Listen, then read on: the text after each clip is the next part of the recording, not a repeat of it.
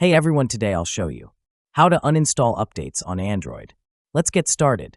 Follow these simple steps to uninstall updates for a system app on your Android device.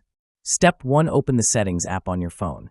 You'll recognize it by the gear icon usually found on your home screen or in the app drawer. Step 2. Scroll down and tap on Apps, then select Manage Apps or simply Apps on some devices.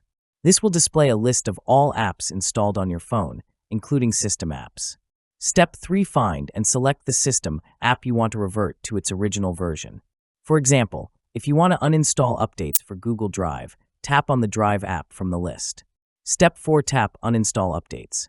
Step 5. A pop-up message will appear, warning you that all updates will be removed and the app will return to its factory version. Tap OK to confirm. And that's it. The app is now restored to its original version. If you found this video helpful, please give it a thumbs up and subscribe to our channel for more mobile tips. Thanks for watching.